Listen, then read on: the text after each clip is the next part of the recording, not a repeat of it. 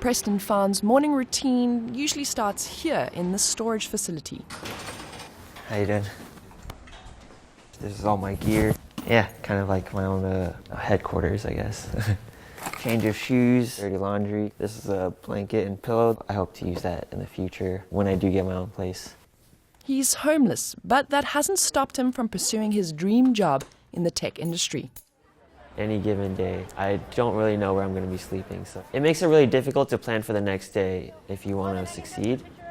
Preston already has some coding skills, but he needs a network, so he joined Code Tenderloin, a job training program for disadvantaged students.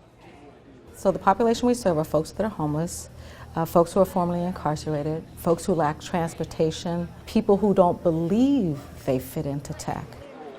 The program was started in the Tenderloin, a San Francisco neighborhood that's been synonymous with code red despair for decades. Until 5 years ago, when the city started offering companies tax breaks to lure them into the neighborhood. But even with some of the biggest tech companies now in the area, the homelessness and poverty remain. Gentrification brings about displacement, evictions. Chirag Bhakta is an affordable housing advocate who grew up in the Tenderloin. The Tenderloin is perhaps the only neighborhood left in San Francisco for low-income working-class people to find a home. So right now, the Tenderloin is going through the first steps of gentrification and turning into a neighborhood of haves and have-nots.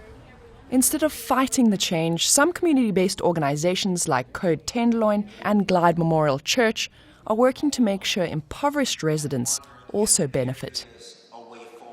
As Code Tenderloin creates a platform for allowing people who are part of the Tenderloin to engage in this new economy. When you have someone show up with a different vantage point, that's the secret sauce for innovation. In addition to hard skills like coding, they help students craft resumes, practice job interviews, and network with tech employees. We have 4 engineers from Twitter. We realize these are early days in the program, but like every community outreach effort has to start somewhere. And we're building the relationship and we're providing access to the Twitter engineers as part of an ongoing project that we really want to improve over time. But Code Tenderloin can't guarantee employment. Around 90 students have gone through the program and only a handful have landed jobs in tech. We're not asking tech to take someone who's unqualified or who lacks talent. We're not asking for a handout. We're not asking for a favor. We're asking for access. We're asking for opportunity.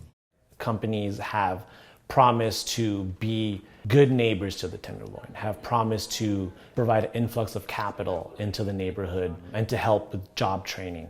All that stuff sounds good on paper. However, after so many years of the tech industry being in San Francisco, have we actually seen real improvements for the working class and low-income people in the neighborhood? I think that question is yet to be answered. Preston's a little more hopeful. I just graduated from Code Tenderloin. I have applied for the REACH program at LinkedIn, and hopefully I'll get into that program and start working as a developer. I think I do have a good chance, and I think I should be given an opportunity just to prove myself in the tech industry.